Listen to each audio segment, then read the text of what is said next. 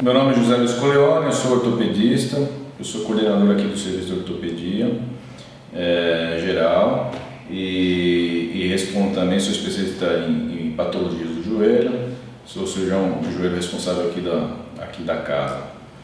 E estou lisonjeado, agradeço o convite aqui para esse bate-papo e comemorando que eu sou um dos mais antigos aqui do hospital. Esse ano o hospital completa 22 anos de existência e há 22 anos eu trabalho aqui com bastante carinho e bastante orgulho de fazer parte dessa equipe. Muito bom, doutor. Para começar, quais são os problemas mais comuns que acometem o joelho? Então, o joelho realmente tem, em todas as etapas da vida, realmente ele pode representar algum tipo de problema. Ele tem os problemas na infância, que geralmente são problemas de desenvolvimento, com alguns desvios angulares do joelho. Na época da adolescência, existem algumas dores relacionadas ao período de estirão de crescimento da adolescência. Na fase adulta já existe bastante frequência de lesões esportivas, principalmente, lesões por esforço repetitivo. E na fase já de uma idade mais avançada, já os desgastes realmente que acometem uma grande parcela da nossa população. Entendi. Para começar, o que é a luxação patelar? Então, luxação é um termo que normalmente é utilizado de uma maneira meio errônea, né? A luxação é como quando uma articulação ela se desloca, ela desencaixa, tá certo? A luxação da patela é justamente quando há um desencaixe, um deslocamento abrupto desse osso. Ao contrário do que as pessoas falam que é só uma luxação, não, a luxação é uma lesão grave em uma articulação. Existe tratamento para luxação patelar? Existe. Luxação patelar, existem basicamente dois grupos de luxação patelar. São as luxações traumáticas, quando isso ocorre esse deslocamento por um trauma agudo que desloca essa patela. Existem as luxações que elas são recidivantes, normalmente relacionadas com alguns distúrbios realmente do próprio indivíduo, que causam que essa patela se desloque mais facilmente. Aí nesses casos não precisa de um trauma de alta energia. Então tem uma série de fatores que eventualmente pessoas têm que podem desenvolver essa luxação recidivante. Entendido. Agora falando sobre a artrose, o que é a artrose no joelho? A artrose é o desgaste da cartilagem articular. A artrose ela pode, normalmente ela vem de acordo com a idade, e ela causa esse dano do desgaste da cartilagem de qualquer articulação. A articulação do joelho é uma das que mais dá sintomas e dá realmente problemas para quem tem esse problema de artrose. Volto a falar, normalmente essa artrose tem a artrose que vem, a artrose primária, que ela vem com a idade, ela tem muita relação realmente com a genética de cada indivíduo. E tem alguns fatores associados que podem realmente propiciar que ela desenvolva um pouco mais, tais como a obesidade, traumas articulares, né? E tem as artroses também relacionadas secundárias a outros fatores, tipo alguns reumatismos, uso indevido ou uso prolongado de medicamentos, tipo corticoide, que pode induzir realmente uma osteonecrose, e essa osteonecrose levar a uma artrose. Então é um problema bastante prevalente também na população em geral. E como é feito o diagnóstico da artrose no joelho? O diagnóstico da artrose do joelho começa com um exame clínico, tá certo? Então a história do paciente, o exame clínico geralmente já nos leva realmente a ter alguns indícios clínicos que o paciente tem artrose. Então geralmente um joelho que apresenta alguma deformidade, joelhos que apresentam realmente limitação da mobilidade, barulhos exagerados, como crepitações articulares, realmente o diagnóstico clínico já nos dá uma ideia clínica. A partir dali, alguns exames complementares eles são fundamentais para a gente ter esse diagnóstico precisamente correto. A radiografia é o exame inicial, é um exame imprescindível. O raio-x ainda tem bastante valor no diagnóstico da artrose e é o primeiro exame a ser detectado. E a ressonância magnética, normalmente em casos mais leves, quando ainda há casos mais iniciais, às vezes a gente consegue detectar artrose com a ressonância magnética, quando ainda não teve alterações na radiografia. Mas normalmente o diagnóstico é esse, é clínico e com exames de imagem que são radiografias e eventualmente com ressonância magnética. Aquelas pessoas que têm aquele estalo no joelho, pode ser. Tem dois barulhos que são muito comuns no joelho. Tem estalos e tem os rangidos. Os estalos normalmente são inocentes. A maior parte dos estalos realmente não representam nenhum tipo de problema. Os rangidos geralmente já têm relação realmente com desgaste de cartilagem. O rangido é uma crepitação, como tem que a gente fala um pouco mais. Mas tudo depende realmente de uma avaliação individualizada de caso a caso. E qual o tratamento da artrose? O tratamento da artrose depende de cada grau em que a doença está instalada, né? Nos casos leves, normalmente precisa basicamente controle do peso, atividade física de baixo impacto para que se promova fortalecimento muscular, alongamento, um equilíbrio da musculatura em volta do joelho para que esse joelho funcione de uma maneira mais adequada. Medicação anti-inflamatório somente nas crises, o anti-inflamatório não é um remédio para ser usado continuamente. E aí, após esse tratamento inicial, existem alguns medicamentos que são chamados condroprotetores, que geralmente eles podem diminuir um pouco a evolução do desgaste articular. Existe também, em alguns casos mais refratários ao tratamento, existem algumas aplicações articulares no joelho, que são as infiltrações de ácido hialurônico, que ajudam também a melhorar a lubrificação da articulação gasta e diminui os sintomas. Em casos realmente quando aquilo se evoluiu demais, em casos realmente mais graves, existem tratamentos cirúrgicos, que vão desde algumas limpezas articulares com artroscopia, eventualmente osteotomias, que são cirurgias para correção do eixo, que às vezes a artrose realmente causa um desvio do eixo, o joelho fica muito torto para um lado ou para o outro, então existem algumas osteotomias corretivas. E até a última cirurgia, que é uma cirurgia já quando a artrose está bem grave, que são as artroplastias, que são as próteses de joelho. Entendi. Aproveitando, uma Cristiane Simeone enviou uma pergunta pelo Facebook. Sim. Ela perguntou se o desgaste no joelho tem cura. Então, o desgaste do joelho depende do grau, você tem um controle. A artrose ele é um desgaste que não existe uma cura definida. Você fez um tratamento, curou, mas ela tem controle. Principalmente nos casos mais leves, o controle é mais fácil. Nos casos mais avançados, o controle é mais difícil e eventualmente necessita de cirurgia, assim. Mas não há um tratamento único, uma droga, um remédio, um tratamento só que vá realmente resolver o problema para o resto da vida. Então é importante salientar que o tratamento da artrose ele é contínuo. Depende muito realmente da ação do tratamento eficaz, né, do tratamento médico, mas depende muito também da mudança de hábitos de vida das pessoas. Porque dois fatores são muito prevalentes para que a artrose realmente não dê certo. Um é a obesidade e a outra é o sedentarismo. Então, o controle da obesidade e o controle do sedentarismo com atividades físicas bem orientadas realmente são fundamentais para que a pessoa viva bem, mesmo tendo sua artrose. Agora, passando para outro assunto, o que é a síndrome do corredor?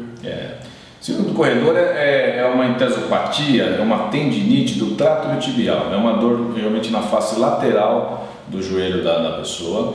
Normalmente é mais comum em quem faz corrida geralmente de rua, corridas de longa distância, por isso que é tido com a síndrome do corredor, uma tendinite do corredor.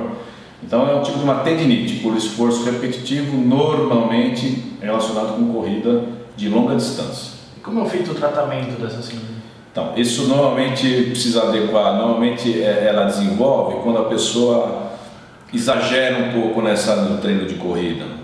Então, normalmente é bastante comum a gente ver no consultório, por exemplo, pessoas que correm 5, 10 quilômetros e aí elas se empolgam e começam, não, agora eu vou correr meia maratona, que é 21 quilômetros, não, vou correr uma maratona. E ela começa a treinar demais e esse excesso de treinamento eventualmente pode desencadear essa tendinite, tá certo? Então, o tratamento normalmente é tentar identificar o que se alterou nessa rotina da pessoa entra com fisioterapia, entra com medicamentos, e normalmente isso durante um período a pessoa tem que diminuir a carga de treino, a carga de corrida, por exemplo, e até aquilo se reestabelecer e depois ir retornando de novo de uma progressão mais pausada e mais gradativa. A tendinite ela só existe desse tipo ou não? Existem outros tipos? Não. A tendinite é a inflamação de um tendão, basicamente. No joelho existe também outro tipo de tendinite bastante frequente, que é a tendinite patelar, que é uma inflamação do tendão patelar, que é o tendão que vai da patela até o osso da tíbia, na tuberosidade anterior da tíbia. Ela é muito frequente, por exemplo, em atletas que fazem esportes de salto, tipo basquete, vôlei. Isso é bastante frequente. Então a tendinite patelar existe essa tendinite do corredor, que é na parte lateral do joelho, que é do trato tibial. Essas geralmente são as mais frequentes. Existe a tendinite da pata de ganso, enfim, toda região que tem tendão, isso pode surgir uma inflamação de acordo com o uso meio inadequado. E como que é diagnosticada a tendinite? Mesma coisa. Basicamente o diagnóstico é clínico, tá certo? Baseado na história, né, de como surgiu essa dor, no exame físico que o ortopedista vai fazer, que ele vai identificar qual é o ponto doloroso, e aí eventualmente com exames de imagem também. E o tratamento ele é feito como? Normalmente precisa diminuir a carga do que está causando isso, né? Então geralmente um repouso esportivo temporário, fisioterapia para melhorar realmente a dor, reequilibrar as forças musculares, tentar identificar, por exemplo, se é o uso de um calçado inadequado, um tênis inadequado que às vezes pode proporcionar esse tipo de desarranjo, e medicações também. E é um tratamento geralmente temporário e normalmente tem bastante sucesso no tratamento e a pessoa volta normalmente à atividade. Tá. Aproveitando esse assunto de lesões de esportes, né? Quais as lesões esportivas mais comuns? As lesões esportivas mais comuns no joelho relacionadas são basicamente as lesões meniscais, lesões de menisco e as lesões ligamentares, a lesão do ligamento cruzado anterior. Isso é bastante comum no nosso meio, principalmente na prática esportiva de futebol. Então são lesões que elas ocorrem com bastante frequência, com movimentos torsionais. Então geralmente são entorses do joelho na prática esportiva e normalmente nesses esportes que tem a mudança brusca de posição, que no nosso caso o esporte mais comum é o futebol, mas pode ser no basquete, pode ser no vôlei. Isso pode realmente ter um movimento abrupto rotacional do joelho que acaba lesionando ou menisco, ou ligamento, ou os dois. E quem tem problema no joelho pode andar de bicicleta? Pode andar de bicicleta sim, depende de qual problema. O importante no andar de bicicleta é geralmente adequar bem realmente a altura do banco. O grande problema de quem tem dor no joelho e andar de bicicleta é geralmente a pessoa que anda com o banco muito baixo. Daí ela vai fazer um esforço de flexão da dobra do joelho meio exagerado. Então normalmente ajustando o banco certo, né, na altura certa, que normalmente é a altura aqui do osso lateral do quadril com o trocânter, né, com o selim, geralmente a pessoa faz uma dinâmica da pedalada mais natural, sem tanta sobrecarga no joelho. E musculação, tem alguma contraindicação? Musculação é fundamental, tá certo? Para a saúde articular do joelho. Uma musculação que é bem orientada, tá certo? Por quê? Porque o fortalecimento muscular, hoje em dia, um modo de vida mais moderno, todos nos leva ao sedentarismo. A gente fica muito tempo sentado e televisão, sofá, então o que acontece? A musculatura nossa não foi feita para tanto tempo parado. Então, realmente, a gente precisa desenvolver realmente atividades físicas para que você mantenha essa musculatura bem competente. Então, a musculação bem equilibrada, bem orientada é fundamental, tanto no jovem, no adulto e no idoso também. Volto a citar também que a musculação, por exemplo, na faixa etária de mais idade, ela é muito importante e é o melhor exercício, por exemplo, para combater osteoporose. Assim, mais eficaz até do que caminhada. A musculação ela é muito importante para você manter realmente o cálcio dentro dos ossos. Então a boa orientação seria a melhor maneira de evitar problemas com o joelho ou realizar exercícios. No geral, o básico é tentar manter uma vida saudável, com o quê? Manter o seu peso corporal bem ajustado, bem adequado, manter uma atividade física bem orientada que promova esse fortalecimento muscular, combater o sedentarismo, tá certo? E torcer para que não ocorra realmente os acidentes que são inevitáveis, né? Na prática esportiva também você está sempre sujeito eventualmente a alguma lesão, alguma entorse, então isso faz parte do dia a dia, né? Sim. O que fazer quando é necessário perder peso, mas o próprio excesso de peso prejudica as articulações do joelho? Aí a gente tem que, inicialmente, esse é um dilema que a gente sempre tem, eu estou muito pesado, mas meu joelho está ruim, e eu não consigo caminhar, não consigo... Então assim, quem está muito acima do peso precisa iniciar uma atividade física de baixo impacto, tá certo? Então, eventualmente, quando a pessoa está muito obesa, muito acima do peso, exercícios na água, elas podem ser o exercício inicial, que é tipo hidroginástica, que ajuda realmente a amortecer direitinho.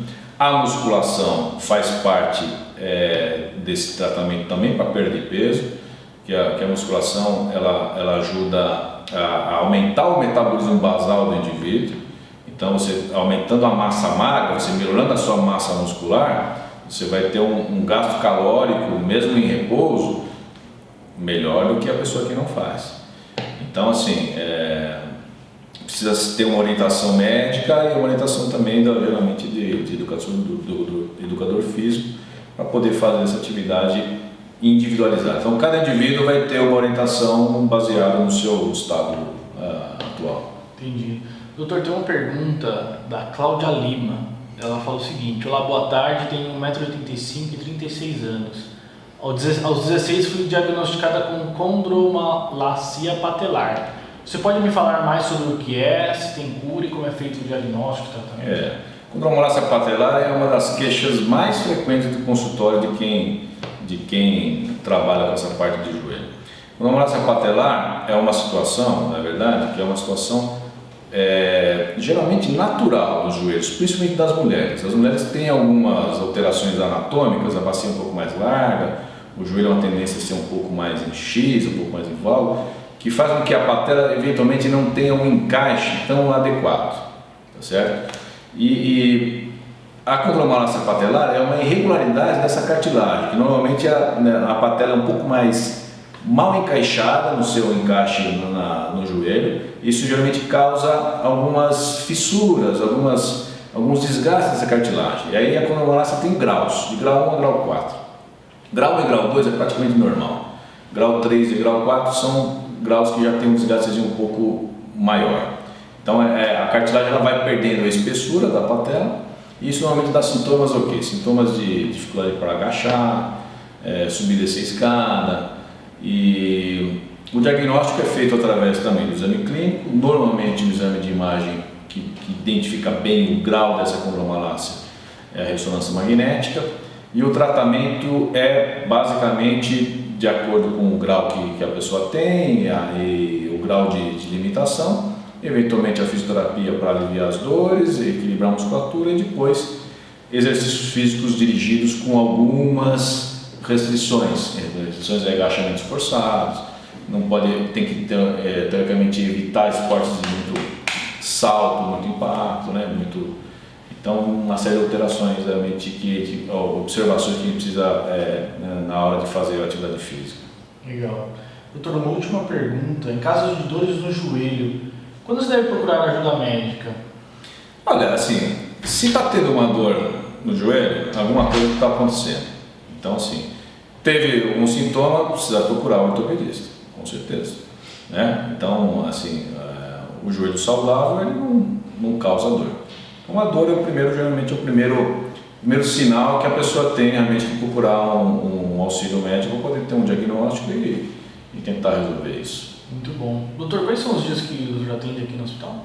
Aqui no Hospital América eu faço ambulatório nas segundas-feiras de manhã, terça-feira à tarde e quarta-feira de manhã. Então, se alguém tiver interesse e tiver necessidade, é só ligar no agendamento do hospital e vai poder ser agendado aí tranquilamente no consulta. Muito bom, doutor. Gostaria de acrescentar mais alguma coisa? Eu acho que é só agradecer a atenção, né?